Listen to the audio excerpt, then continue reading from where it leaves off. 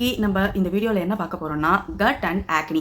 So நம்ம ஸ்கின்னில் வர பிரச்சனைகளுக்கும் நம்ம கட்டுக்கும் என்ன சம்மந்தம், ஸோ கூடவே வந்து ஸ்ட்ரெஸ், டிப்ரெஷன், ஆன்சைட்டி, ஸோ இதை பற்றி தான் இன்றைக்கி வந்து நம்ம பார்க்க போகிறோம். ஸோ யாருக்கெல்லாம் வந்து ஃப்ரீக்வெண்ட்டாக ஆக்னி நிறையா வந்துக்கிட்டே இருக்குது, காரணமே இல்லாமல் வந்துக்கிட்டே இருக்குது, கண்டிப்பாக இந்த வீடியோவை ஃபுல்லாக பாருங்கள். உங்களுக்கு ரொம்ப ரொம்ப ரொம்ப யூஸ்ஃபுல்லாக இருக்கும். இந்த வீடியோ முடிஞ்சு போகிறப்ப நீங்கள் கட்டாயமாக சில இன்ஃபர்மேஷனை கேதர் பண்ண ஒரு ஃபுல்ஃபில் வந்து உங்களுக்கு இருக்கும். ஸோ வீடியோவை ஸ்கிப் பண்ணாமல் பாருங்கள்.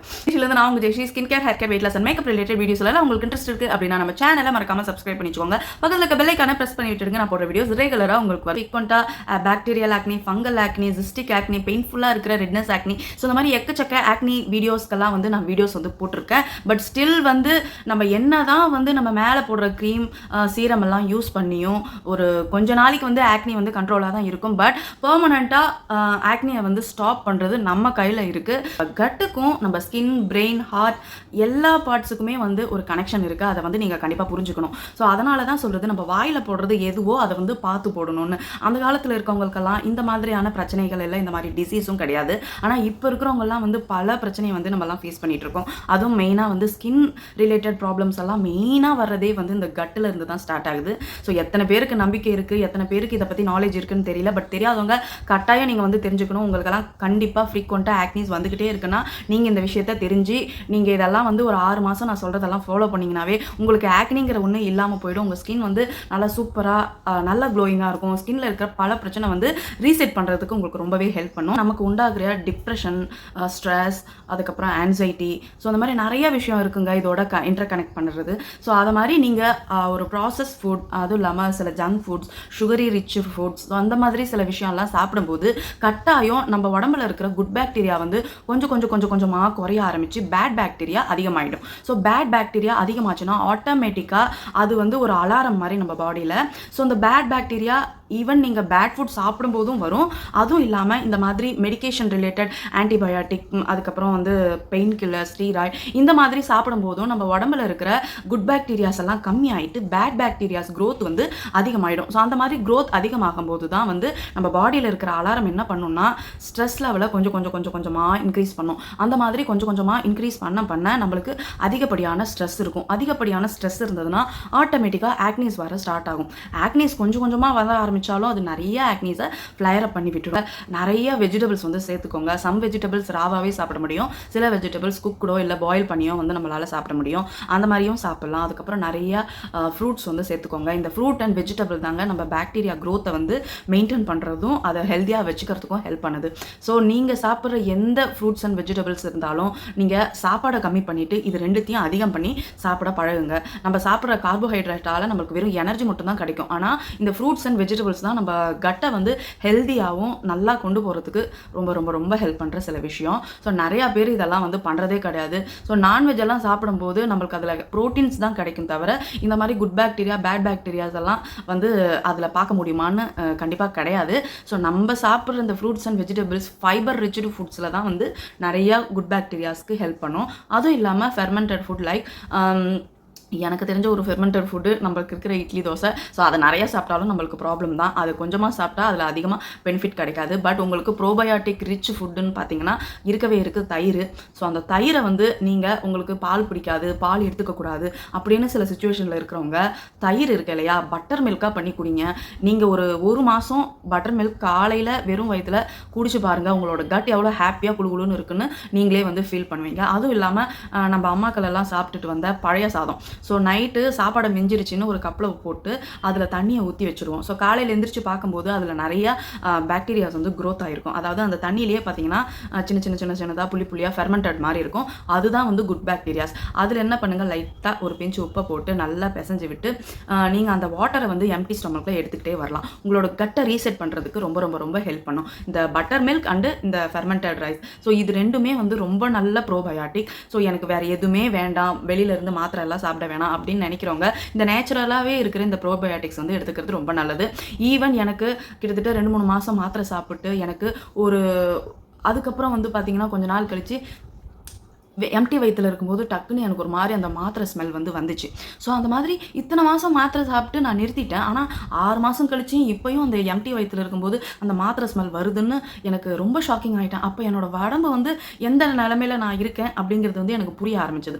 ஸோ அப்போ நான் தயிர் எடுத்துக்க ஆரம்பித்தேன். சில நாள் இந்த சிக்கன் குனியாக்காக நான் தயிரையுமே அவாய்ட் பண்ணி வச்சிருந்தேன். ஏன்னா புளிப்பு சாப்பிட்டா வலி அதிகமாகுதுன்னு. ஸோ அப்போ தான் நான் ரியலைஸ் பண்ணேன் நம்ம உடம்புக்கு குட் பாக்டீரியா ப்ரோபயோட்டிக் எவ்வளோ ரொம்ப முக்கியம்னு. ஸோ அதுக்கப்புறம் வெறும் எம்டி வயித்துல கொஞ்சமாக பட்டர் மில்க் ஒரு 200 ml எடுக்க ஆரம்பித்தேன். ஸோ அது மாதிரி மத்தியானம் சாப்பிடும்போது ஒரு 200 ml எடுக்க ஆரம்பித்தேன். இதை நான் 1 வீக் பண்ணதுமே என்னோட உடம்பு என்னோட கட் ரொம்ப நல்லா ஒரு ஹாப்பியாக ஆயிடுச்சுன்னு எனக்கு எப்போ தெரிஞ்சதுன்னா, நான் எம்டி ஸ்டொமக்கில் திரும்ப இருக்கும்போது எனக்கு அந்த மாத்திரை ஸ்மெல்லே வரல. ஸோ அப்போ தான் நான் புரிஞ்சுக்கிட்டேன் நம்ம cut okay it's feeling good, it's working good அப்படின்னு. ஸோ அதனால தான் சொல்கிறது, நீங்கள் முடிஞ்ச அளவுக்கு நட்ஸ் சாப்பிடுங்க. அதுக்கப்புறம் பசிச்சதுன்னா நிறைய ஸ்நாக்ஸுக்கு நட்ஸு சாப்பிட்லாம். அதுவும் நிறையா கிடையாது, லிமிட்டடாக. ஸோ அதுக்கப்புறம் நிறைய க்ரீன் லீஃப் வெஜிடபிள்ஸ், பாலக்கீரை, அதுக்கப்புறம் வெந்தயக்கீரை, சிறுகீரை, அரைக்கீரை, அகத்திக்கீரை, பொன்னாங்கண்ணி கீரை, ஸோ இந்த மாதிரி நிறையா கீரை வெரைட்டிஸ் நம்மளுக்கு கடவுள் கொடுத்துருக்காரு. ஃபாரினில் கூட இவ்வளோ கீரை இருக்காது. ஸோ இந்த மாதிரி நிறைய கீரை வெரைட்டிஸ் இருக்குது. உங்களுக்கு எந்த ஃபார்மில் பிடிக்குமோ அந்த ஃபார்மில் வாரத்தில் ஒரு 3-4 தடவை. அதுவும் இல்லாமல் ப்ரோட்டீனுக்கு வேணால் நீங்கள் எக்ஸ் எடுத்துக்கலாம், இல்லைனா உங்களுக்கு என்ன நான்வெஜ் பிடிக்குதோ அதை நீங்கள் எடுத்துக்கலாம். But side by side fruits and vegetables ரொம்ப ரொம்ப இம்பார்ட்டன்ட். அப்படியே உங்களால் மத்தியானம் சாப்பிட முடியலன்னா மார்னிங் அண்ட் நைட் கூட நீங்கள் எடுத்துக்கலாம். தோசை, நம்ம சாப்பிட்ற தோசை கூட கொஞ்சம் காய்கறி, காலையில் சாப்பிட்ற இட்லி கூட குக்கும்பர், கேரட், இந்த மாதிரி மத்தியானம் சாப்பிட்ற ஃபுட் கூடயும் இந்த மாதிரி பிரேக் அடித்து நம்ம நிறைய வெஜிடபிள்ஸ் அண்ட் ஃப்ரூட்ஸ் நம்ம எடுத்துக்கிறதுக்கு நிறைய சோர்ஸ் இருக்குது. அதை நம்ம தான் ஷெடியூல் பண்ணி சாப்பிட ஆரம்பிக்கணும். ஸோ நீங்கள் இப்போ கட் ஹெல்த்தை விட்டுட்டிங்கன்னா கண்டிப்பாக உங்களுக்கு ஃப்யூச்சரில் கேன்சர் வந்தாலும் கேட்குறதுக்கு இல்லை. ஏன்னா அந்த அளவுக்கு நம்ம ப்ராசஸ்டு ஃபுட்டுக்கு அடிமையாகி போயிட்டு இருக்கோம். ஸோ அதெல்லாம் அவாய்ட் பண்ணுறதுக்கு தான் உங்களுக்கு ஆக்னியை ஒரு சின்ன ட்ரிகராக நீங்கள் எடுத்துக்கலாம். ஆக்னி உங்கள் ஸ்கின்னில் இவ்வளோ இருக்குன்னா அப்போ உங்கள் கட்டு கண்டிப்பாக புவராக இருக்குன்னு அர்த்தம். ஸோ மைண்ட் பண்ணுங்க அதை. என்ன தான் நீங்கள் இதெல்லாம் செஞ்சாலும் நைட்டில் எனக்கு நிறையா கமெண்ட்ஸ் வர்றது பார்த்தீங்கன்னா நைட்டு 1 மணிக்கு 2 மணிக்கு. இதை நான் பாத்ரூம் போகும்போது டக்குன்னு ஃபோன் எடுக்கும்போது எனக்கு அவ்வளோ நோட்டிஃபிகேஷன் இருக்கும். அதை வச்சுட்டு நான் சொல்கிறேன். பட் நான் மோஸ்ட்டாக நைட்டில் ஃபோன் தொட மாட்டேன். நைட்டு 10 இல்லை 9:30 மணிக்கு ஆஃப் பண்ணி வச்சேன்னா கண்டிப்பாக மார்னிங் 5 மணிக்கு இல்லைனா 4:30 மணிக்கு நான் மார்னிங் வெயிட் பண்ணுவேன். ஸோ அப்போ தான் பார்ப்பேன், கமெண்ட்ஸ் எல்லாம் பார்ப்பேன். ஸோ சொல்கிறேன், நிறைய பேர் நைட்டில் தான் ஃபோன் யூஸ் பண்ணுறீங்க. ப்ளீஸ் அவாய்ட் பண்ணுங்கள். நம்ம உடம்புல இருக்கிற நிறைய ஹார்மோன்ஸ் நைட்டில் ரிப்பேரிங் வேலையை பார்த்துட்ருக்கோம். அந்த டயத்தில் நீங்கள் உங்கள் வேலையை பார்த்துட்டு இருந்தீங்கன்னா அப்போ ஹார்மோன்ஸ் எப்போ அதோட ரிப்பேரிங் வேலையை பார்க்கும். ஸோ அதனால் சொல்லிட்டு தயவு செஞ்சு இந்த நைட்டு நேரத்தில் ஃபோன் யூஸ் பண்ணுறது, தூங்காமல் உங்கள் ஃபோனை யூஸ் பண்ணி உங்கள் உடம்புக்கு எடுத்துக்கிறதெல்லாம் அவாய்ட் பண்ணிவிட்டு தயவு செஞ்சு நல்லா தூங்குங்க. 8 மணி நேரம் நல்லா தூங்குங்க. இல்லை குறைஞ்சது ஒரு 7 மணி நேரம் 6 மணி நேரம் சாலிடான ஸ்லீப் நம்மளுக்கு ரொம்ப முக்கியம். உங்களோட பாக்டீரியாவை பாதுகாக்கிறதுக்கும் உங்கள் பாடியில் இருக்கிற பிளட் சர்க்குலேஷன் ஒழுங்காக ஆகிறதுக்கும் வாட்டர் இன்டேக் ரொம்ப முக்கியம். ஈவன் என்னோட இந்த லெக் சர்ஜரி கூட நான் ஈவன் இந்த லெக் சர்ஜரிக்கு கூட எனக்கு பிளட் ஃப்ளோ சரியாக இல்லாமல் இருந்தது ஒரு பிரச்சனையாக இருந்தது. அப்போ டாக்டர் சொன்னது என்னென்னா, நீங்கள் பிளட் ஃப்ளோ சரியாக இருக்கணும்னா ஹைட்ரேட்டடாக இருக்கிறது ரொம்ப முக்கியம். எனக்கு இருக்கிறது வெரிகோஸ் வெயின். ஸோ வெரிகோஸ் வெயினுக்கு கண்டிப்பாக நீங்கள் குறைஞ்சது ஒரு 3 to 4 லிட்டர் வரையும் இப்போ இருக்கிற வெயிட்டுக்கு தண்ணி குடிக்கணும். நான் இப்போ 80 kg இருக்கேன். ஸோ அதனால் ஒரு 3.5 லிட்டர் வரைக்குமே நீங்கள் தண்ணி குடிக்கிறது அவசியம். தண்ணி நிறையா குடிக்கும்போது பிளட் ஃப்ளோ சூப்பராக ஃப்ளோயியாக இருக்கும். இல்லைன்னா கீழே போகிற ரத்தம் திரும்ப மேலே ஏறுறதுக்கு கஷ்டப்படும். அந்த மாதிரி கஷ்டப்படும் போது தான் நம்ம நரம்புகள்லாம் சுருண்டுக்குது. ஸோ அந்த பிரச்சனையிலேருந்து அவாய்ட் பண்ணுறதுக்கு ஹைட்ரேட்டடாக இருக்கிறது ரொம்ப முக்கியம். ஹைட்ரேட்டடாக இருக்கும்போது நம்மளுக்கு இருக்கிற டாக்ஸின்ஸ் எல்லாம் இருக்கு இல்லையா உடம்புல, அதெல்லாம் யூரின் வழியாக வெளியேற்றிக்கிட்டே இருப்போம். ஸோ இதெல்லாம் நீங்கள் கண்டிப்பாக தெரிஞ்சிருக்கணும். ஸோ அதுவும் போக இந்த டயட், சாப்பாடு, தூக்கம், தண்ணி, இது எல்லாத்தையும் போக எக்ஸசைஸ் ஏன் முக்கியம்னு சொல்கிறேன். ஸோ நீங்கள் இப்போ வீட்டிலேயே உட்காந்து வேலை செய்கிறீங்க. வேலை செஞ்சு முடிச்சுட்டு படுத்துட்டு திரும்ப ஒரு ரொட்டீனான ஒர்க் போயிட்டு இருக்கும். பட் ஆனால் நமக்குள்ளே இருக்கிற ஸ்ட்ரெஸ் நமக்குள்ளேயே தான் இருக்கும். ஸோ இந்த மாதிரி ஸ்ட்ரெஸ் இருக்கும்போது தான் நிறைய ப்ராப்ளம், நிறைய டிசீஸ் உடம்புல வருது. இந்த ஸ்ட்ரெஸ்ஸை குறைக்கிறதுக்கு தான் நம்ம எக்ஸசைஸ் பண்ணுறோம். பெனிஃபிட்டாக நம்மளுக்கு உடம்புலையும் இருக்கிற டாக்ஸின்ஸ் வெளியேறும், நம்ம உடம்பும் ஃபிட் அண்ட் ஹெல்த்தியாக மாறும். ஸோ ஒரு நாளைக்கு ஒரு 20 நிமிஷம், வாரத்துக்கு 5 தடவை இந்த மாதிரி எக்ஸசைஸ் பண்ணும்போது நம்ம ஸ்கின் நல்லா க்ளோயிங்காக இருக்கும். அது சின்ன எக்ஸசைஸோ பெரிய எக்ஸசைஸ் பண்ணணும். பிளட் ஃப்ளோ நல்லாயிருக்கும், உங்களோட ஸ்ட்ரெஸ் எல்லாம் குறையும். ஸோ ஹார்மோன்ஸ் எல்லாம் ஹெல்த்தியாக மாறும். ஸோ உங்களுக்கு இருக்கிற கார்டிசோல் லெவல் குறையும். ஸோ நிறைய பெனிஃபிட்ஸ் இந்த எக்ஸசைஸ்லையும் இருக்குது. வேர்வை நிறையா வரும். ஸோ வேர்வை வந்துச்சுன்னா உங்கள் ஸ்கின் ஆட்டோமேட்டிக்காக க்ளோயிங்காக இருக்கும். நிறைய எக்ஸசைஸ் பண்ணுற ஆக்டிவாக இருக்கிற பீப்புளோட ஃபேஸ்லையும் அதே ஏஜில் இருக்கிற உங்கள் ஃபேஸையும் எக்ஸசைஸ் பண்ணாதவங்களோட ஃபேஸையும் கம்பேர் பண்ணி பாருங்கள். உங்களுக்கே டிஃப்ரென்ஸ் தெரியும். அவங்களும் அதே சாப்பாடு தான் சாப்பிட்ருப்பாங்க, நீங்களும் அதே சாப்பாடு தான் சாப்பிட்ருப்பீங்க. பட் அந்த க்ளோ தான் டிஃபர் ஆகும். ஏன்னா அவங்க எக்ஸசைஸ் பண்ணுறாங்க, ஹெல்த்தியாக இருக்காங்க, அவங்களோட ஸ்ட்ரெஸ் எல்லாம் குறையுது, அவங்களோட ஹெல்தி ஹார்மோன்ஸ் நல்லா வேலை செய்யுது, அவங்களோட உடம்புல இருக்கிற கட் ஹெல்த்தியாக இருக்குது. நம்ம ஸ்ட்ரெஸ்ஸை உள்ளுக்குள்ளேயே வச்சு பல வியாதிகளை வந்து கொண்டு வந்து வச்சுக்கிறோம். ஸோ இது வந்து one of the main reason. So exercise பண்ணணும், நிறைய தண்ணி குடிக்கணும், தூங்கணும், குட் டயட்டை ஃபாலோ பண்ணணும், கூடவே ஸ்கின் கேர் பண்ணுங்கள். அப்போ தான் உங்களுக்கு வந்து ஆக்னி வந்து கண்டிப்பாக வந்து ரெடியூஸ் ஆகும். ஸோ என்ன தான் டாப்பிக்லாம் நீங்கள் சீரம் போட்டுட்டு கொஞ்ச நாள் சரியாயிட்டு திரும்ப விட்டாலும் அந்த ஆக்னி பிரச்சனைங்கிறது திரும்ப வரும்.